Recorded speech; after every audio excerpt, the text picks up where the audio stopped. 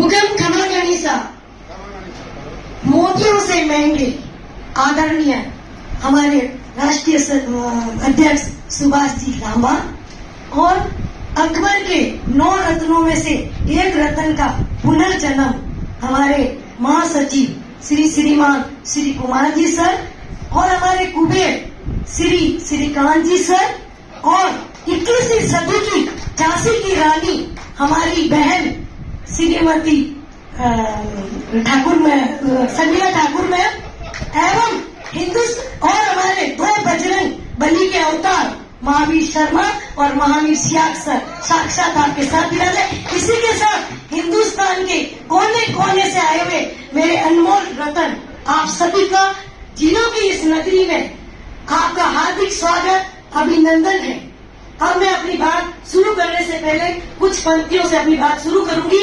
अरे गासरी रोटी जब बन मिलाडो ले भाग्यो राणा सोयो दुख जागियो मैं रवियो करो मैं रोयो करो मेवाड़ी मान बचावन ने मैं पाच नहीं राखी रण में बेरियारो खून बावन ने जब याद करूं हल्दी घाटी नैना में रक्त उतरावे सुख दुख रो साथी चेत करो मन याद घड़ेरो आवे मन याद घड़ेरो आवे। जैसा कि इस कविता में सार्थक है ये वो भूमि है जो शौर्य की भूमि है, ये वो भूमि है जो बलिदान की भूमि है।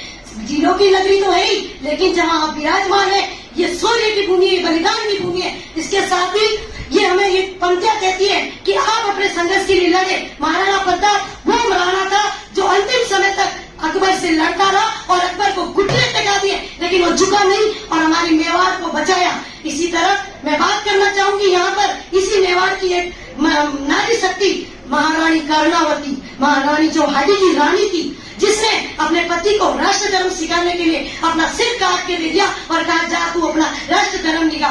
दूसरी ओर पन्ना धाय की जिसने अपने इसी महाराणा प्रताप को बचाने के लिए अपने बेटे का बलिदान तक दे दिया कि अपने ताकि मेवाड़ के ये महाराजा बनो या आप अपने सरकार के अपने पति को दो। मैं तो इतना ही कहूंगी कि आपका जो धर्म है वो आपका धर्म है कि प्रत्येक महिला के लिए आप घर से बाहर निकलिए ताकि आप हिंदुस्तान के प्रत्येक उस कोने में बैठी उस महिला तक पहुंच सके ताकि वो हमारी यहाँ संख्या ज्यादा बढ़ा सके और ये भी कह सके कि नारी शक्ति जिंदाबाद। क्योंकि जहाँ कर्णावती वहाँ पन्ना दहाई जैसी महिलाएं या बलिदान की उस नगरी में आप आए हो तो आज एक ऐसी चिंगारी लेके जाना कि ये चिंगारी हिंदुस्तान के कोने कोने से जल उठे, है ना।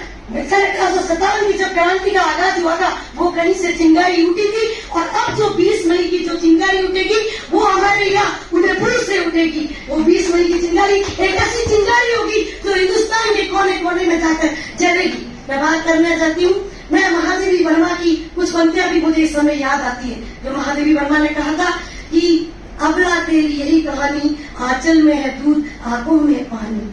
लेकिन ठीक है उस कालखंड में उसने कही होगी वो कहानी भी कविता भी अपने आप में सार्थक है। लेकिन आज के वर्तमान युग में अगर मैं बात करूं तो मेरी कविता ये होगी कि सबला तेरी यही कहानी, सबला तेरी यही कहानी, आंखों में है खून और आपके सीने में है जुनून। यही जोश और यही जुनून के साथ हमें एकजुट होकर हमें अपनी बात हमें अपना हक मनाना होगा।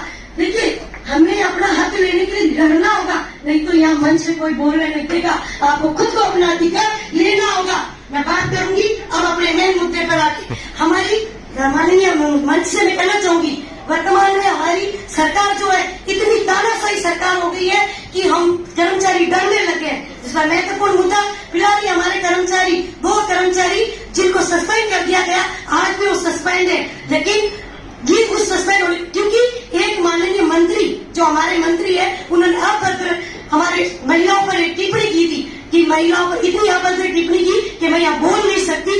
उस अभद्र टिप्पणी का उन्होंने किया तो उनको सस्पेंड कर दिया गया। ये कितना गलत है। ये तानाशाही शासन तब तक चलेगा जब तक महिलाएं हम एकजुट होकर आगे नहीं आएगी। उसके साथ ही मैं बात करना चाहूंगी आपको याद करना चाहूंगी सीसीएल की जो बात चल रही है हमारी सीसीएल की। आज हमारी सीसीएल की ऐसी स्थिति हो गई कि हमारे सुप्रीम कोर्ट ने भी कह दिया कि ये आपका हक नहीं है। तो सीसीएल लेने के लिए भी हमें बहुत तड़पना पड़ता है। मैं खुद इसका उदाहरण हूँ, मेरी बेटी 4 टाइम इंसुलिन लेती है और मैंने कभी भी ना तो सीसीएल नहीं ली। एक बार हॉस्पिटल में एडमिट थी लेकिन मुझे सीसीएल नहीं मिली, उसके लिए लड़नी पड़ी। उससे पूर्व मेरी बहन शर्मिला जी ने एक बात कही थी जो बात मेरे भी दर्द में है। मैं भी ये चाहती हूँ कि हमारी विशेष परिस्थितियों में हमें 2 दिन का विशेष अवकाश दिया जाए। क्योंकि वो दिन उन महिलाओं के लिए बड़े असहनीय होते हैं, वो अपने कार्यस्थल पर सुरक्षित नहीं रह सकती। इसलिए वो 2 दिन के विशेष मान हमारी महिलाओं के लिए कराएंगे तो हमारे लिए बहुत बड़ी अच्छी बात हो जाएगी।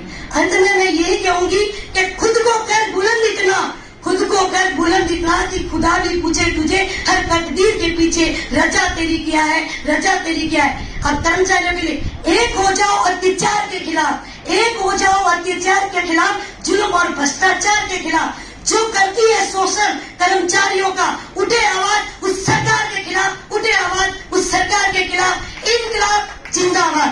अंत में